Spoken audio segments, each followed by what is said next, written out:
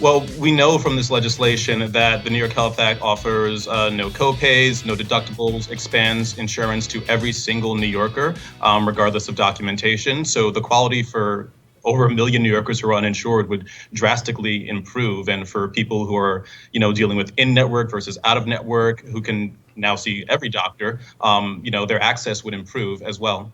But not just with access and cost, but in terms of the actual quality of the medical technology that's developed in the state and of the procedures that people have access to. How confident are you that that would stay the same at the very least if the system were implemented? Well, the Health Act doesn't reduce access to anything that's currently available. It expands access to people that currently have it. And so, Senator, you have a majority of co-sponsors in both chambers of the legislature. But I suspect that a lot of people watching this say, well, it's nice that people support it. People have supported single payer for years. Now it's nice that there are lawmakers who say that publicly that they support it. What is preventing it from getting onto the floor at this point? And people who want to see it pass, what can they do to actually get it onto the floor, to get it force the vote, so to speak?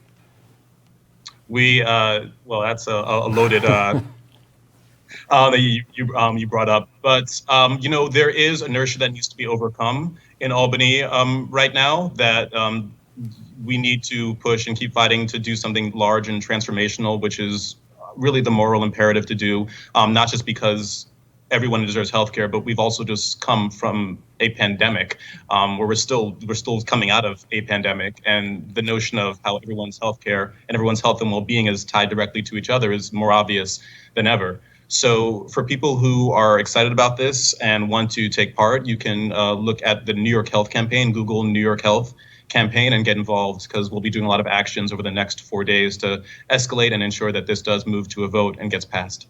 I think that this whole last 3 or 4 months or so has been a really important lesson for those who might have thought that it was enough to vote blue no matter who, get a Democrat in office, and presume that the D next to their name, that they had some kind of foundational commitment to the ideals we thought we broadly shared. And I'm not talking about broad, far-reaching, left-wing ideals, the likes of which are associated with the Bernie Sanders campaign. I'm talking about the bedrock basic promises that Joe Biden made in the course of his own campaign. Promises like a $15 minimum wage and a public option, which are now on the cutting room floor because we are told to believe of the obstruction of a handful, basically 1 or 2 Democrats who refuse to vote along with his bills. And of course, the fact that Joe Biden himself has been resistant to getting rid of the filibuster. And it's important, I think, to finally recognize that it doesn't make a lot of sense that when we have a Republican in office, we're told that they're unstoppable and can do anything they want. And when there's a Democrat in office with the United Democratic House and Senate, we're told the Democrats can't do anything at all. And it's time to start looking a little bit more closely about what's going on here. I've actually been surprised as to how calculated, and maybe I shouldn't have been surprised, some of the progressives in Congress right now have been, and that's probably no surprise to either of you. You probably haven't been that shocked by it. But do you think the far left in Congress has done enough to help people like Biden and Manchin actually engage in these bipartisan talks productively? So is it just, Manchin and Sinema's fault and Biden's fault for listening too much to Republicans? Or has the left also made those conversations, overly difficult? What's your take on that? Well, I don't think that Joe Manchin has a sincere commitment to bipartisanship. I don't think that Joe Biden has a sincere commitment to bipartisanship. I think that they have both obviously supported bills that didn't get any bipartisan support in the past. For example, the latest COVID relief bill. Notably, Joe Manchin co-sponsored one of the voting rights bills that he is now virulently opposed to on the basis of bipartisanship. And now we have the latest news that Joe Biden has been meeting with these Koch-backed groups. And it's pretty clear that his incentives are not aligned with the people that he's supposed to represent, his constituents.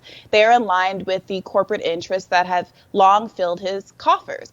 And that is a conversation that I'm really gratified to hear is slowly creeping onto the mainstream news, with Jamal Bowman and Alexandria Ocasio-Cortez recently making that argument in prime time. And that is an argument that's a lot harder for corporatists of either party to squirm out of.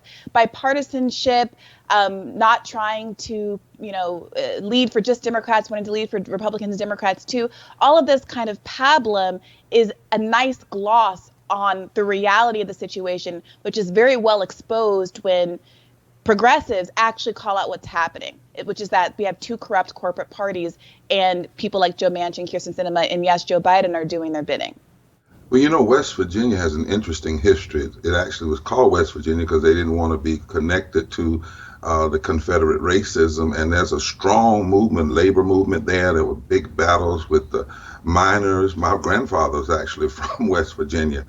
And it's interesting that I was called, we have a Poor People's Campaign group there, and we were called by white people from the mountain and black people who said, we're tired of this. We're tired of Manchin saying he's representing West Virginia. In fact, 70% of West Virginians want to see the For the People Act passed. Over 68% want to see infrastructure passed. Over 68% want living wages, because there are 350,000 people in West Virginia that make less than a $15 living wage. And what they understand is that when you empower voter suppression, you are also empowering people to get elected who then will stand against labor rights and will stand against living wages and will stand against health care.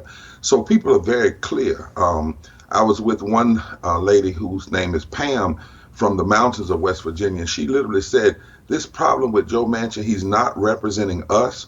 And what it is they want us, all of us, to be quiet. This is not just an attack on black people. That's what we have to get this about this voting piece and these laws. It's an attack on black people, on white people, on brown people, on disabled people, on poor people, on women, and on young people. And it's really an attack on our democracy, and we cannot stand for it.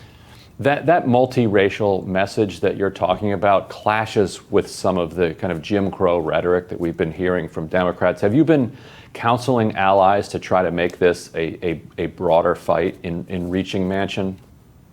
Yes, and actually, I call it James Crow Esquire.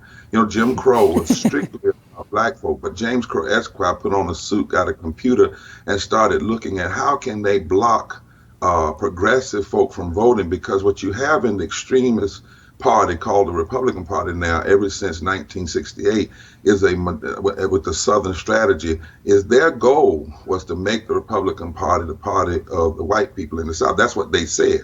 That's what Kevin Phillips said and others who advised Richard Nixon. And as they have progressed down through the years, they know they're in the minority, so they know they can only win if they suppress the vote. Justice in this country was never just about black and white. Frederick Douglass worked with William Lloyd Garrison, who was white. Harriet Sojourner Truth worked with Lucretia Mott, who was a white Quaker. Dr. King said in 1965 that every time you try to expand voting rights, why there's such a battle is because the Southern aristocracy and the ruling class, they in fact are afraid of a black-white coalition, particularly the poor and low-wealth white people and black people who can change the economic architecture of this country. So we don't need to just talk about this in terms of race. We need to talk about the race side of it, the class side of it, the geographical side of it. We need to connect voter suppression to suppression of all the things we know need to happen in public policy. And again, that's why we call it James Crow Esquire. What is happening with this thing what Manchin is doing? He's hurting the whole country. And one of the things we try to do is make sure that we connect. When people ask me, is it racism or is it classism? I say it is. It's both and. It's never either or. And we've never had movement in this country without a fusion coalition of people of all races, creeds, and colors coming together to push this nation forward. That's what we need. That's why we're going to West Virginia. Now, I'm not going to speak. I'm going to stand with the people from West Virginia who say they want to speak.